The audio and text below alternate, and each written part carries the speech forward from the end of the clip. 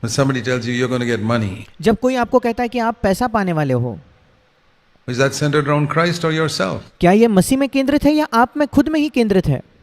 I say immediately I can make out that can't be the true फिर मैं तुरंत पाल लेता हूँ कि नहीं, ये तो सत्य हो ही नहीं सकता, gospel. ये Because that's असंभव, centered around me. क्योंकि वो मुझ में केंद्रित है। That's not the real gospel. Or ये सच्चा सुसमाचार नहीं है। something more spiritual. You can go to heaven. या अगर हम इससे भी आत्मिक चीज की बात करें, आप स्वर्ग जा सकते हो। Who is that centered around? ये किसके इर्द गिर्द घूम रहा है? ये किस में केंद्रित है? Is that centered around Christ or me? क्या ये मसीह में केंद्रित है या मुझ में ही केंद्रित है?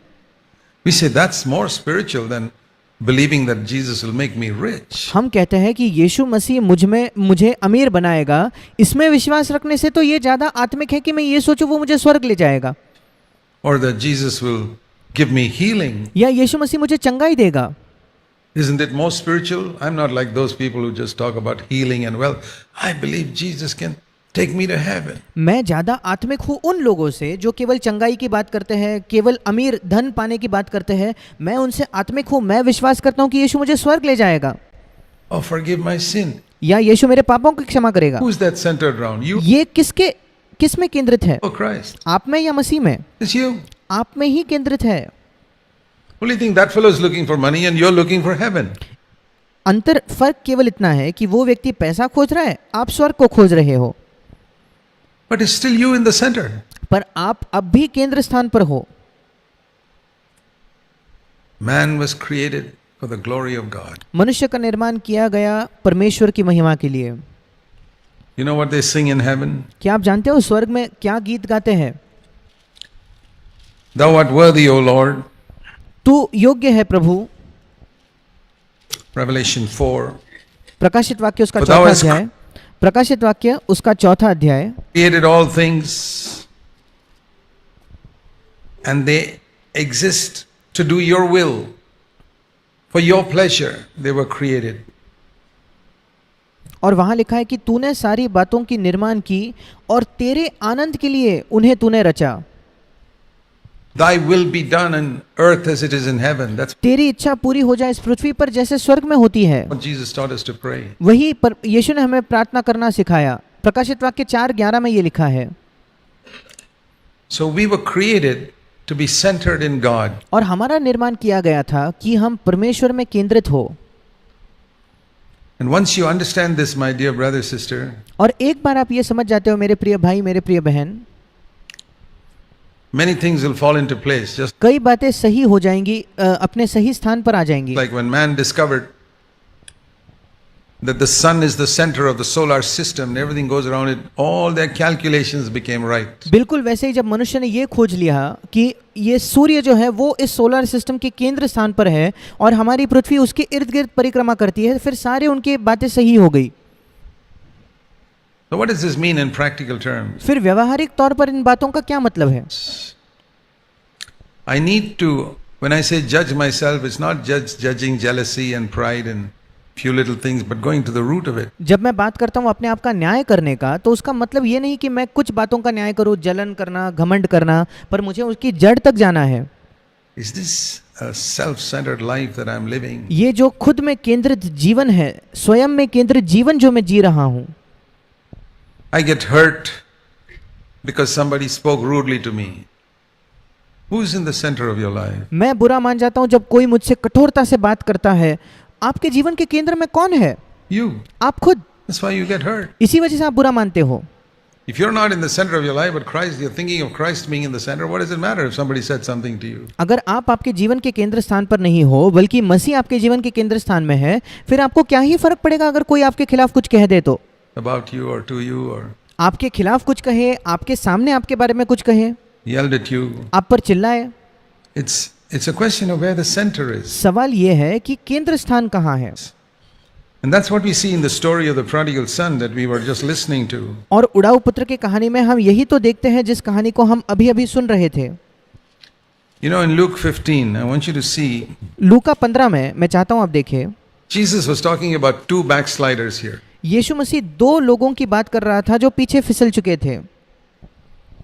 First backslider was the younger son and the second backslider is the older son पहला पीछे फिसला हुआ व्यक्ति वो छोटा बेटा था और दूसरा पीछे फिसला हुआ व्यक्ति वो बड़ा बेटा था। But he doesn't look like a backslider. पर वो जो बड़ा बेटा है ना वो पीछे फिसल गया ऐसा दिखता नहीं।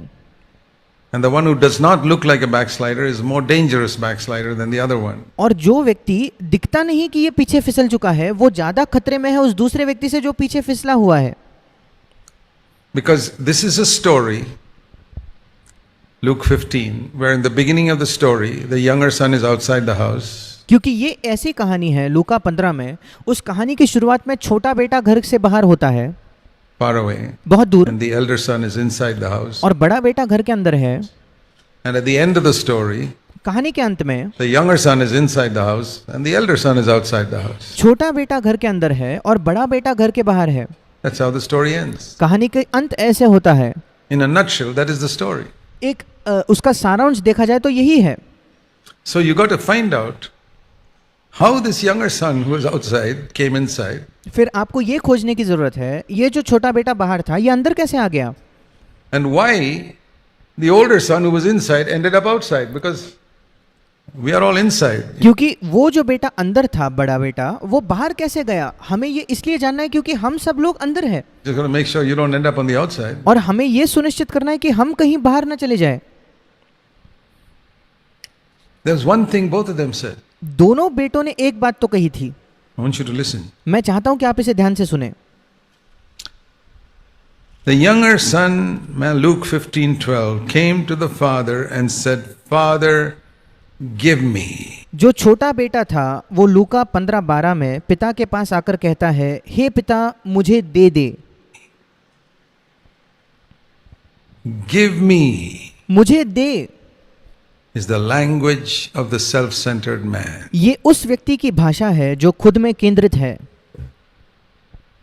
Give me money. मुझे पैसा दे, Give me healing. मुझे चंगाई दे, Give me forgiveness. मुझे पापों की क्षमा दे, Give me heaven. मुझे स्वर्ग दे, Give me a ministry. मुझे एक सेवकाई दे। Whatever it is. वो कुछ भी क्यों ना हो, Can be some spiritual things. वो आत्मिक बातें भी हो सकती है। Give me, give me, give me. मुझे दे, मुझे दे, मुझे दे। Even give me holiness. हाँ मुझे पवित्रता दे, ये भी, So that I will have a testimony in the church. ताकि कलीसिया में मेरी एक गवाही हो। And we think that the elder son is better. और हम सोचते हैं कि बड़ा भाई बेहतर है।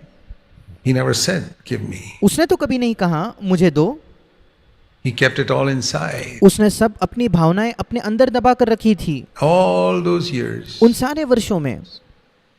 And sometimes God allows a situation that brings out the corruption inside. और कभी कभी परमेश्वर ऐसे परिस्थिति की अनुमति देता है हमारे जीवन में जो हमारे अंदर के भ्रष्टाचार को बाहर लाकर प्रकट कर दे। It's a wonderful thing when God does that. ये एक अद्भुत बात होती है जब परमेश्वर हमारे लिए ये करता है।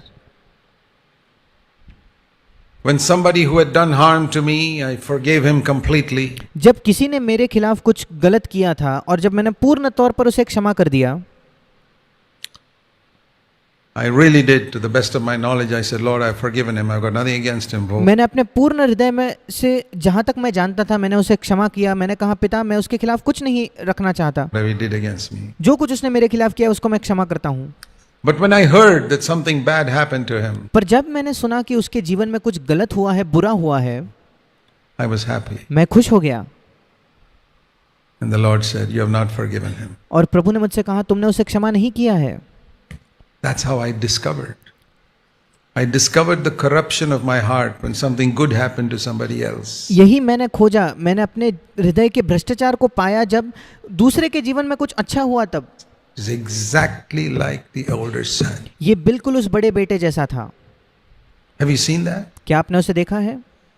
Have you ever seen it in your life when somebody you don't like, क्या आपने कभी अपने जीवन में देखा है कि एक ऐसा व्यक्ति जिसको आप पसंद नहीं करते, somebody you hate, किसी से जिससे आप घृणा करते हो, maybe some relative or your boss or something good happens to them, शायद कोई रिश्तेदार, आपका बॉस या आपके कोई दूसरा व्यक्ति जिसके जीवन में कुछ अच्छा होता है तब, and you feel bad, that shows that your attitude is wrong. और उसके जीवन में कुछ अच्छा हुआ तो आपको बुरा लगता है, ये दिखाता है कि आपका रवैया गलत है। That's the time for you to judge yourself. वो समय होता है जब आप अपने आप का न्याय करना चाहिए आपने। But the elder son, he could have judged himself. Why am I feeling bad? और उस बड़े बेटे ने अपना न्याय करना चाहिए था कि मुझे क्यों बुरा लग रहा है That something good has happened to my younger brother. कि मेरे छोटे भाई के जीवन में कुछ अच्छा हुआ है। As long as something bad was happening to me, he was far away, he was quite happy. जब तक कि मेरे छोटे भाई के साथ कुछ बुरा हो रहा था, वो दूर था, तब तक वो बड़ा भाई तो बहुत खुश था। Something good happened to him, he suddenly felt bad. पर जैसे ही उसके जीवन में कुछ अच्छा हुआ, उसे बहुत बुरा लगा। Do you find that in yourself? क्या आप ये अपने आप में पाते हो, Or am I only talking about myself? या मैं सिर्फ अपनी बात कर रहा हूँ? Judge yourself. अपने आप का न्याय कीजिए।